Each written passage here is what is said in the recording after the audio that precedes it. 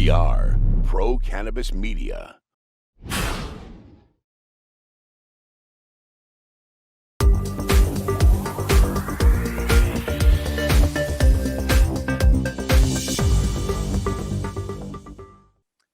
Hi, everyone. Welcome to another very special edition of In the Weeds with Jimmy Young, our regular weekly podcast here on Pro Cannabis Media. And once again, we remind you to like, share, and subscribe, not just to this podcast, but also to all the content producers that we share and distribute on our network. That includes our friends from the Green Nurse Group, Emerald Media, Vote Pro Podcast, and also CannaCooks.com. But for now, this is all about In the Weeds, and I am so happy to be joined by a gentleman by the name of BC Wehman. He comes from Ohio way. Hello, BC. How are you? I am good, Jimmy. I am good. How are you doing today? Pretty good, pretty good. And I so appreciate you joining us. I know that you're wearing your CSC Cleveland School of Cannabis shirt right there. I know you wave that flag. Tell us a little bit about what you teach at the Cleveland School of Cannabis. Well, to start, I guess to give a bit of an origin story, right? And I think you've had some, conversations or people with the school before. So I started, 4 years ago, before the school was anything into existence in about 2015, doing what people do when they want to work in a cool industry like cannabis. Google or Indeed, Cannabis Jobs, Ohio. Now we're 15. We're before House Bill 523. We're before any legalization. Pretty much we're zero results. And so it kept, Googling. One day, ding, business instructor, Cleveland School of Cannabis. At the time, it was a different name. They've since changed names, but still, business instructor. I thought, I've got about a decade plus of business instruction. I've always done well teaching and being in front of people, but this sounds weird and like a scam and something with a bunch of stoners. Maybe it's a little too much for me. So, I sent my resume in. My first interview is at a Panera because the school doesn't exist yet. So I'm still like, red flags or green flags, I should say, raising up and down.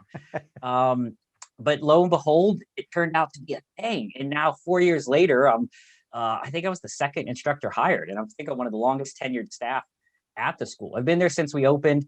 I still teach what I taught day one, though that course, and we can talk about this because of the changes in the industry, has changed dramatically.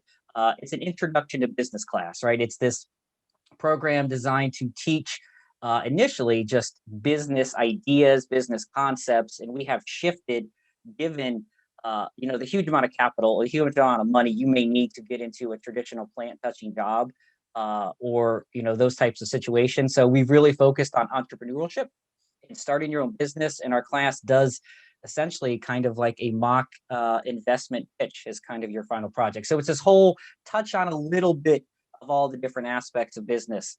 So we do that. And then I also teach taking those same business skills as part of our cultivation. One of our cultivation classes, I teach Lean and Six Sigma techniques, trying to introduce these concepts, started in manufacturing, started in Toyota in the 30s, used largely distribution centers, Amazon, places like that. And now we're seeing a slight trend, small, but Lean in particular, maybe some Six Sigma, but mostly Lean, right? These methodologies of efficiency into big agriculture. And what is growing cannabis? Its root, unintended, big agriculture. So can we incorporate these tools and these mental tricks of efficiency into growing crops, into growing cannabis? So those are kind of our two main focuses. I do some legal stuff. In fact, I actually sub a lot. I'm a good reader of slides, Jimmy. I think that's an important skill to have. I can put a smile on and read some information, even if I don't understand it. And when we go down like the endocannabinoid system, that's like brilliant. But I'm more of a talker and a looker, as you can clearly tell, Jimmy. I bring other attributes besides knowledge. I bring jokes and handsomeness. Like these are traits that are often overlooked by resume bots. Like they just skip by my good looks, and I'm like, how dare you? Because you first saw, you're like, now I've seen the picture. You're welcome in the Weeds audience. Here I am. So I'm always looking for talent. Okay, and what are the first? And by the way, can you define what talent is, BC? Do you know what talent is? You have a talent agency on here, at least part of a talent agency. Sure. No, I work for some. I define what talent is. What is your definition of talent? It's a good question. Yeah, I do work for some. I work as an actor, like training videos, things like that.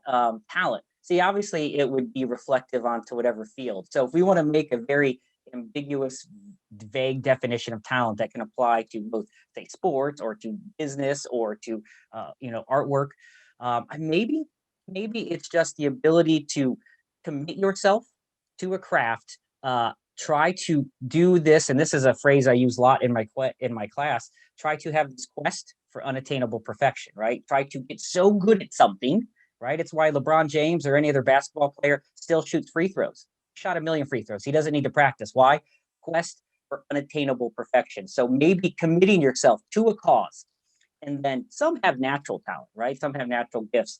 But without it, maybe just through hard work, effort, discipline, just getting really, really good at something and doing it, better than others, but full commitment. I think full commitment's a big part of being talented. Confident personality in a communication role. I like that. What do you think? I like that a lot. Well, that's what I look for, by the way. When I look for talent, that's what I'm looking for. Doesn't hurt if you happen to be not have a face for radio, if you will, right? So, there is that. We call them dial twisters. We don't want you to be a dial twister. So we try to avoid that. And of course, as I always tell my friends, if you do tune in, that mute button works perfectly. So yeah, overrated though. Listen, people, listen the whole time. Yeah, no, I'm big on that. Hey, and God gave us 2 ears and 1 mouth for a reason, right, BC? Yes, exactly. So more people can hear me. More people can hear me, less people can talk. That's what I look at. More me. I'm kind of the Terrell Owens. I love me some me, which makes me sound overly conceited and sometimes half joking, but sometimes half accurate. Let's be honest. Right. Well, the glass is either half full or half empty, depending on how you look at it. I get it. And confidence is great to have, by the way. One of the other things as you describe yourself in some of the bios that I found is you like talking to people and you're a storyteller. Now, that is what a journalist is. A journalist is a storyteller, whether they are using text or print, writing or speaking. Oral storytelling is a very old profession. The town crier, you remember that? The town crier Sure, had absolutely. a very loud mouth, and he could go out in the public and he could talk to people, whether they listened or not. And I love the fact that you actually say, I think I saw this, you don't even need an audience. Am I right? Well, no. Well, I'm right here, right? I don't know how big your audience is, so apparently I just need you. No, if you live around my house, my kids, my pets, my cats. If my cats could talk, right, much like any cat or pet could talk, I tend to spend a lot of time narrating what I do, like talking out loud. The storytelling thing is interesting. So I have dabbled in stand-up comedy. I've done that for the last 6-7 years. Just done open mics. I am going back to talent. Never is committed. It's a late night game, and I was trying to balance a home life, and I just never put in the effort to be as good as some of these comedians, not only locally but nationally. But what's happened over the last, and we'll go pre-COVID times, it started in New York. There's this thing called the Moth, and it came to different cities, and it's here in Cleveland, in Akron. There's 3 or 4 spots pre-COVID that once a month they put on storytelling shows. They give you a prompt. It's sometimes open mic, sometimes booked, and it challenges you each month to tell a story, usually in 8 or 10 minutes. I tend to lean more comedic. I like to be more fun, which can be tough. Some of these stories are very emotional and very dark and very deep and personal. And so I'm always like, look, before the person who tells this deep story about their parents and the trauma and drama, and I'm up there slinging jokes about buttholes, let's not let me follow them. That's a tough follow. But I have found a joy of standing in front of a group and finding new ways, similar to journalists, to tell the story, right? It doesn't have to be linear. It's not, hi, my name is BC. This event happened, ABC. Sometimes maybe I'll tell the end and then I'll kind of work my way backwards. Sometimes it's a dramatic opening. Sometimes it's soft spoken to really get people along for 3 minutes. And then an explosion of excitement in the air. That challenge of giving a prompt, right? Christmas vacation, a pet's death, even weird prompts. And then how can I find a story from my life, a real story, and try to make it entertaining, what sometimes it's not. But that vibe of standing in front. I love live entertainment. I miss that so bad with COVID, being in front of people. I worked as a wedding DJ on the weekends as well. So like all that stuff is gone.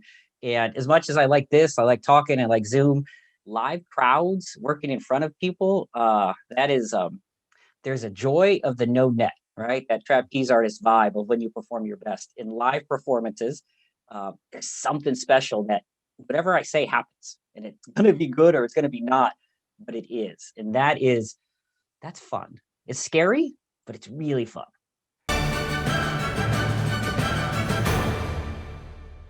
Weed Talk and In the Weeds are two productions of Pro Cannabis Media supported by Revolutionary Clinics, one of the top medical cannabis dispensaries in the Massachusetts area, now with 3 locations in Greater Boston, 2 in Cambridge and 1 on Broadway in Somerville. Rev Clinics has a patient-first mission. They will customize your needs as a medical patient with the proper titration and combination of strains, flavors, and products. Rev Clinics, where the patient comes first.